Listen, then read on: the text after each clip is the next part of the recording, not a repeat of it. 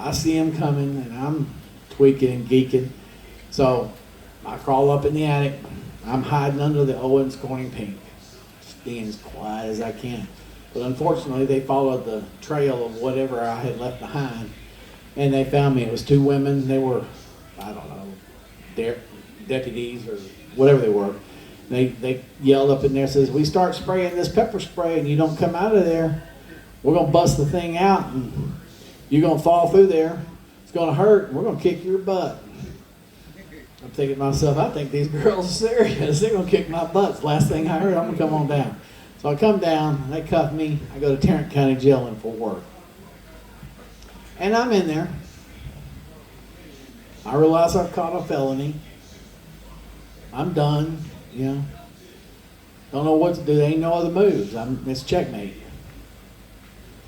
So there's this guy. It's a place kind of like this, more like one of the big pods over there in the jail. But he came in there. His name's Roger Holler. And he was way down there where the football game is. But I could hear him. He started talking about Jesus. And I could not listen. I could feel something happening inside me. The Spirit of God was pulling me to Him. And I'm like, okay. I said that prayer. Men, I'm here to tell you, I've not had a craving since, that was in 1995. It's 2025. I haven't had a craving for cocaine, heroin, or meth since that day. Now, I can bring up in my mind the taste, the smell, what it looks like, how it makes you feel. You don't forget anything. I can and taste that taste. If you ain't never shot up, you don't know. No, you don't. If you have, you know. It's something you never forget. It's like being with a beautiful woman. You just don't ever forget. That's why we keep chasing them, huh? One another and another and so forth. But God took those things right there away from me. Just delivered me. Right there. Now He left me plenty of other stuff to struggle with. I mean, every day I struggle with something. Mostly with the right pedal in the car. But, that's a sin too, because if you break man's laws, you break God's laws. So, I struggle. I ain't perfect. But what He's done, aside from delivering me from a serious hardcore drug addiction, is He's put me in a position in life now that's kind of different. My house is paid for. I'm driving a 24 Toyota Tacoma sitting out there in the parking lot. Brand spanking new. I have the title. My wife has a 24 Kia Forte with all the goodies in it. Not because it's a cheap car, but that's the one she wanted. And again, I have the title to it. I've got a bank account. I can buy whatever I want. I mean, I can't go buy a Lear jet. Don't take me wrong. But, God's made me comfortable with finances. He's put me in a position where I negotiate with sheriffs and chaplains, with wardens, with superintendents and regional directors and governors. I negotiate to bring all this mess in here with them, and they say yes, and we come in. She's sitting here with a phone. I've got a Nikon camera sitting over here. We take pictures, and we get to do this is more than a contact visit. Y'all recognize that, right? I mean, y'all are in kind of a special situation. Y'all get jobs and go out, we were just over in 1, 2, and 3. Up close, personal. We were in the women's pod. Up close and personal, sitting at the table with the ladies. They're over there in 6 right now. They're in 9 and 10, up close and personal. Y'all know what 9 and 10 are like, right? Okay. It ain't nothing to mess with, is it? Don't want to go there, do you? Just came from it? Well, you're doing good, then you're moving up in the world.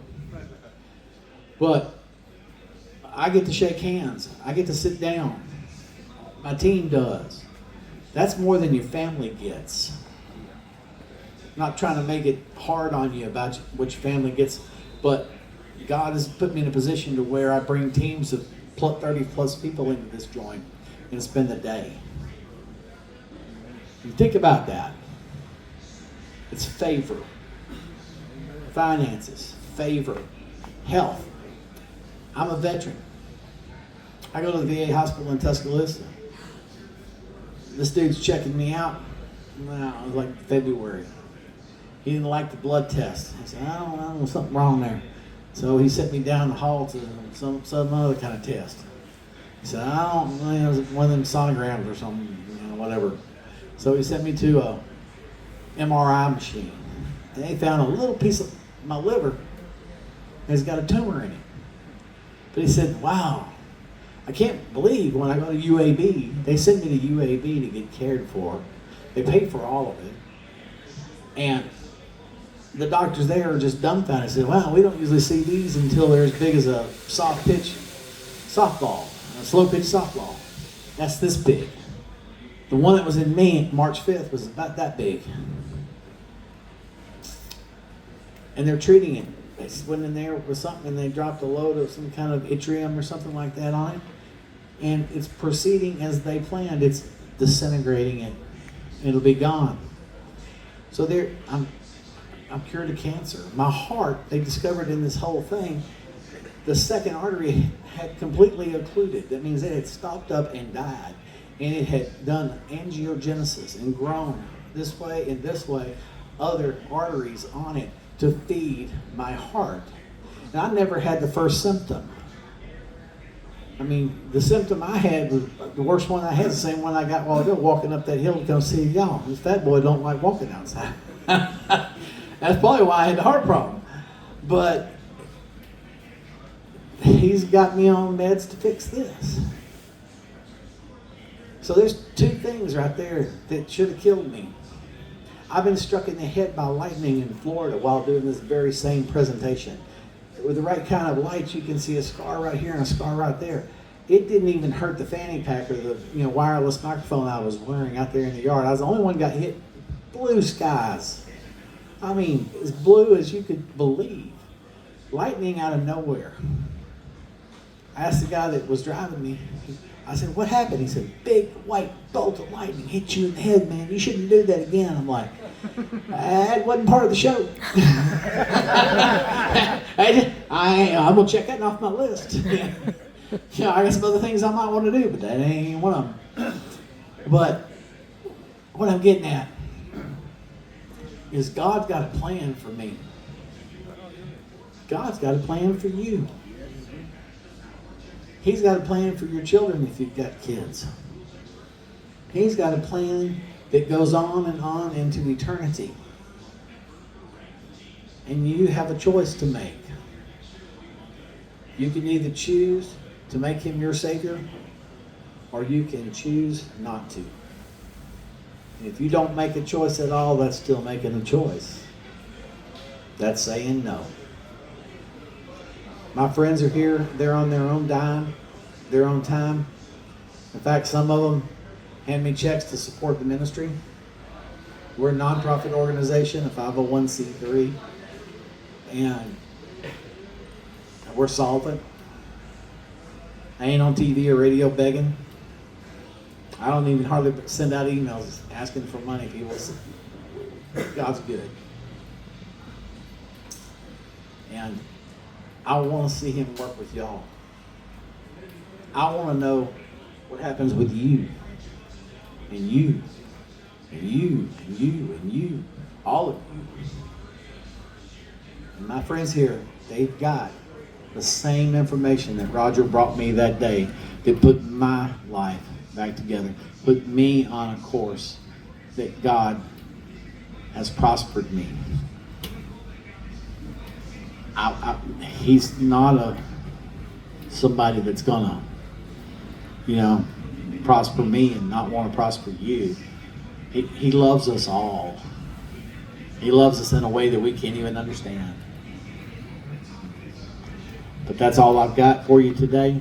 I'm going to wrap this thing up and go have a special meeting with some folks and talk to them and then go home.